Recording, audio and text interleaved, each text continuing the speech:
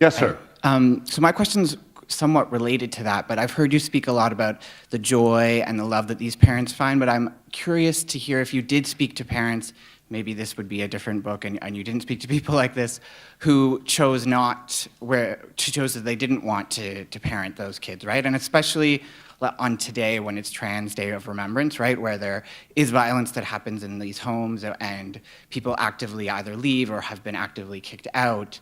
Did you have any of those sorts of conversations?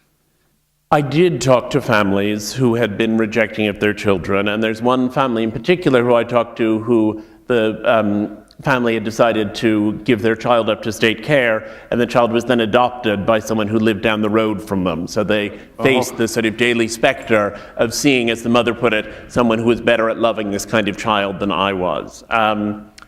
I think that we all know that many people are rejecting of and brutal toward children in general and toward children with disabilities in particular, and it therefore is less of a news bulletin than this issue of how people have managed to find meaning in it. But I don't by any means want to suggest that this is the universal experience or that it's what happens to everyone. There's a great deal of rejection, there's a great deal of rejection that's brutal. There's a great deal of rejection that's just from people who are too overwhelmed and can't cope. And I think there are a lot of questions involved in this. I think sometimes there are people who would be able to cope if they were given adequate supports, which they aren't given. But there are also, you brought up it being Transgender Day of Remembrance. I have a whole chapter on people who are trans. A lot of people who are trans are rejected not because their parents don't have sufficient support, but out of a kind of sheer, unrelenting and evil prejudice. And I tried to look that prejudice in the eye in what I wrote. This is a very condensed lecture. It's a relatively long book. It encompasses, I think, the spectrum of what people experience. Yes, sir, the microphone. Oh, I'm sorry, up here. I had to move to the front so that the deaf members of the audience would be able to watch my ASL. My name is Gary Malkowski. It's nice to see you again, actually, Andrew. 18 years ago, I met you at the National Association of the Deaf Convention in Knoxville, Tennessee. I want to just commend you. This is an amazing book. My family, like you, I have 6 children. I have one child who's hard of hearing, one child who's got ADHD, and 2 children who have learning disabilities. So we have a lot of diverse perspectives in our family as well. One of the things that I want to draw attention to is that the experiences that deaf children and disabled children have is profoundly influenced by the medical establishment. The medical model around labeling is really, really important to look at. The powerful language around choice and around options. And I think that the government is relying on the medical establishment in their development of policy. I think that's a profoundly important relationship to look at. And I think what we need to do is look at how attitude is connected in all of this. Ableism and autism, in the case of deaf people, is a huge part that we need to examine. And I think that your book is really, really powerful in when it talks about science and the medical establishment and how the communities have so much richness and resources. Here in the year 2012, I'm seeing more and more discrimination happening than I've ever seen in some cases.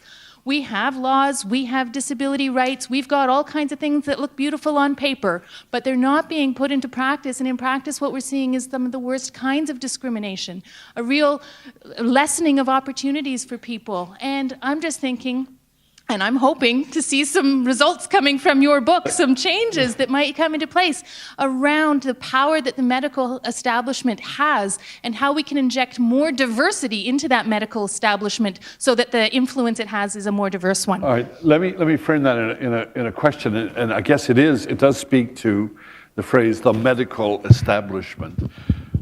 Where does it stand on the spectrum of families of difference or disability? Is it progressive? Is it on top of things? I know it's hard to characterize an entire establishment, but what do you think? Well, the first thing is just to say thank you for the kind words about the book, which I very much appreciate. The medical establishment is having an influence at many levels. We've talked just now about the effect that it can have on government policy. but it also has an enormous effect on the experience of parents who newly have a child with any of these conditions. So I heard over and over again these stories. I mean, there was one family who described going with their child when he was 6 weeks old to see a doctor, and the doctor didn't even look at the woman, and he turned to the man and said, "Take your pretty wife home and make yourself another baby, because you'll never get anything out of this one." There was someone else who I talked to who described it was a woman and her husband was a dwarf, and they were both in the room when the child was born, and the doctor said, "I regret to tell you that you have given birth to a circus dwarf." There just are legions of these kinds of accounts, and they can have a strong effect on how parents initially experience their child, on how much they bond, on how the relationship develops. So one of the things that I think we need to do is to educate the medical establishment to communicate in more neutral terms or in more nuanced terms about the situation of the children they have. And I think that that would then have an effect both at the level of what is said to the family and at the level of what is then reported on a broader basis to government or to those in the corridors of power. Yes, sir, in the red spot. Well, thank you. First of all, congratulations for the Noonday Demon. Thank you. It was a book that I really enjoyed, and for me it was one of the best books that I have ever read. And the other comment, I am going to be short, I am not going to ask you a question. Well, I don't know if you address this issue in your book because I haven't read it, but I am an immigrant in Canada. I am from Mexico. So I am different from difference from difference and different. So experiencing this difference without my identity, well, I can say that I am Mexican, but it doesn't work here. I am Mexican in Mexico, not Mexican in Canada. So that makes me different in a place that they want to make you all the same. So did you talk something about this in your book? Because USA was built mainly by immigrants, and we are a lot of Hispanics in the United States. Congratulations again. Thank you very much. Thank you. I guess the point there is about ethnicity. Does it really mean a lot? What does ethnic difference mean? I think that there have been a series of struggles for civil rights. I think the women's movement probably got in first. Then I think the movement for rights for black people, at least in the US, set in. Then broader minority rights, racial minority, ethnic minority rights. There's been a kind of sequence, and I feel like, then came gay rights, and now come some of these other rights I'm talking about. We all go forward in a single file line. I myself am always amazed at the obnoxious attitude toward immigrants that has been so pervasive in the US, given that almost everyone there is descended from immigrants relatively recently. My own grandfather on my father's side immigrated from Romania. He was an impoverished Jewish refugee. He came to the United States. He ultimately built a life. Here I am sitting on this platform in front of you. There's somehow this idea that if we allow all of these people to come in and become part of our society, they'll water it down or they'll weaken it, and I think many of the greatest accomplishments there have been have come from immigrants and from the vitality that they return to a society. Maybe that's the next civil rights movement. Maybe. No? Yes, sir. Yeah, you made a comment about those parents who were thankful that they didn't have a faith or religion because it allowed them to discover the purpose of their situation on their own.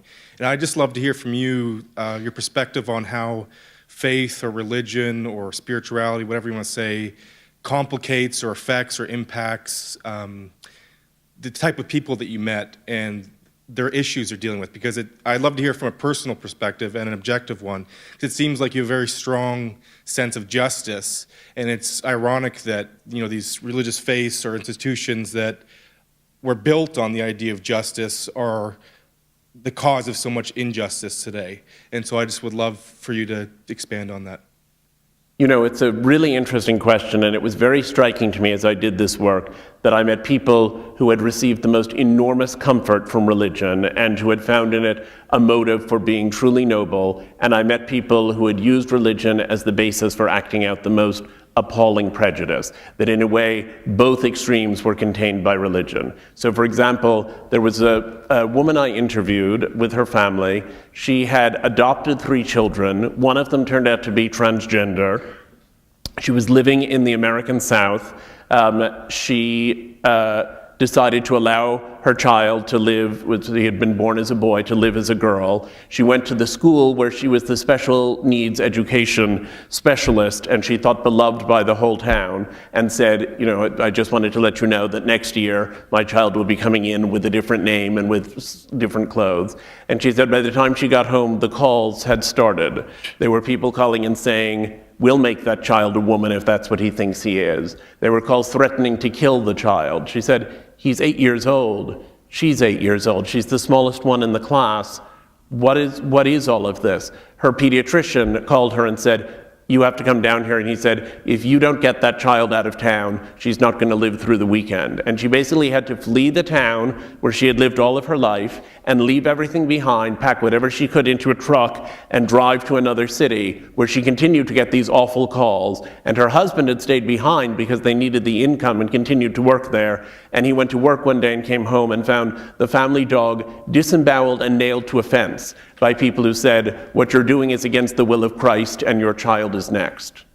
Then I met somebody else who was transgender, who lived in, had grown up in Helena, Montana, had been the quarterback on her high school football team, and had then made a film about the experience of being transgender, which included my favorite moment. She went back to her high school reunion, and she was sitting and talking to people, and one of her classmates came over and said, oh, Kim, we've all changed.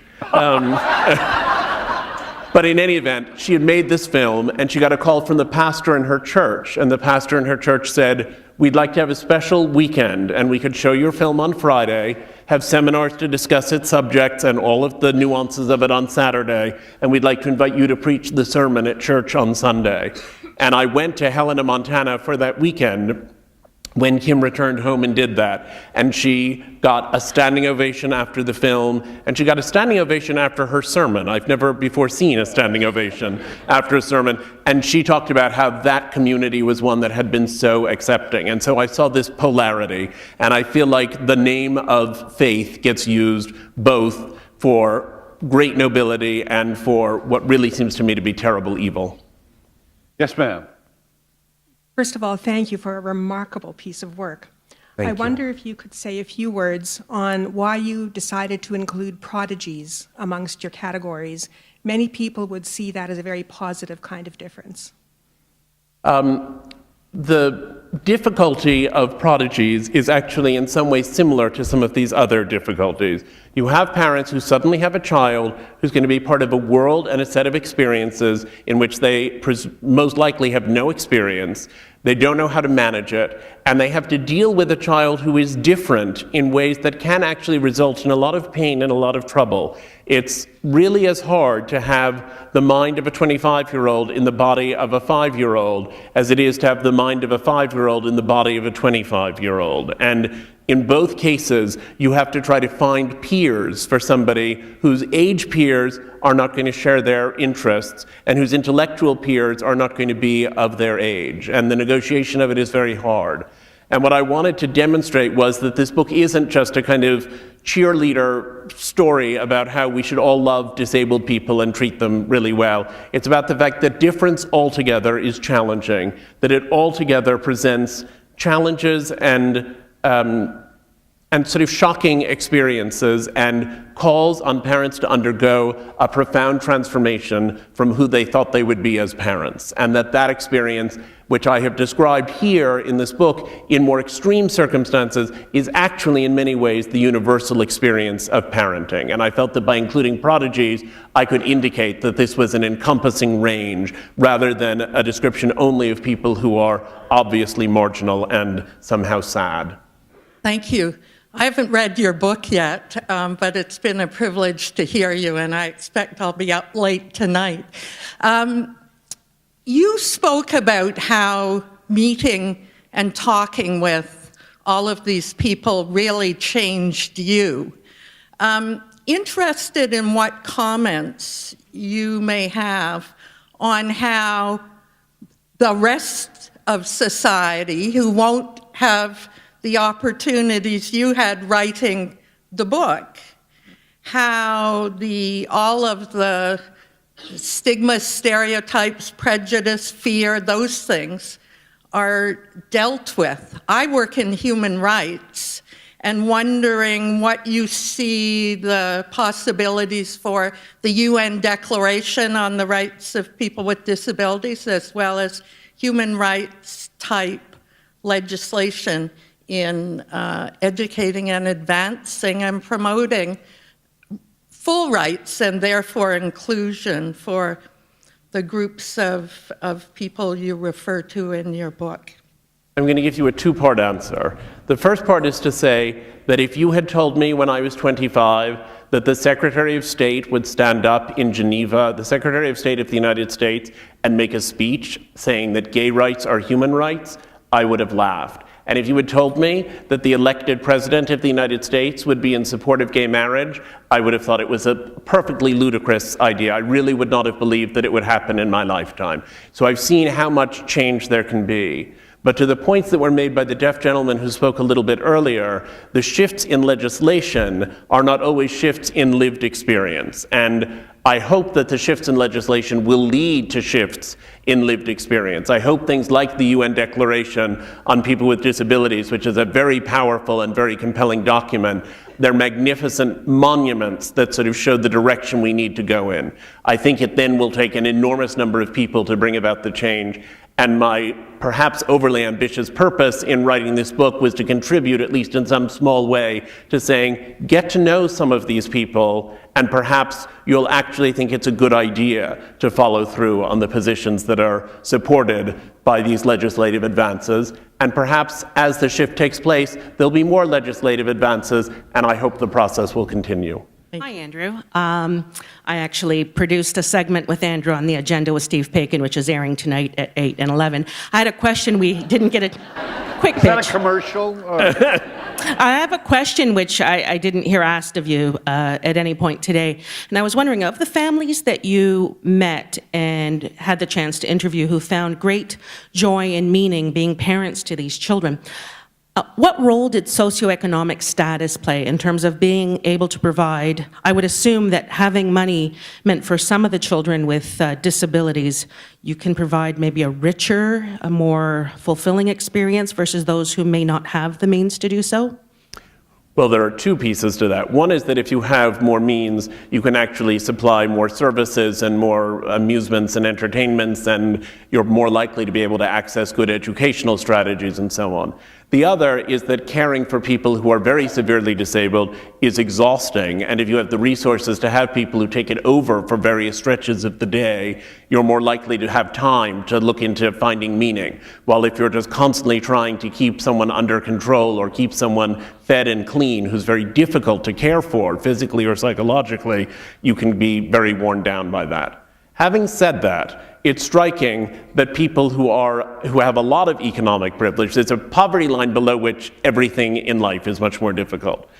It was striking to me in this work that people who have a lot of privilege are often very perfectionist, and their inclination is to fix things. And people who have had fewer prerogatives in life are often more accustomed to accepting things that can't be changed. And I was very struck one day when I saw two people, one of them who was very privileged, one of them who was very underprivileged, who had children with autism who were functioning at about the same level.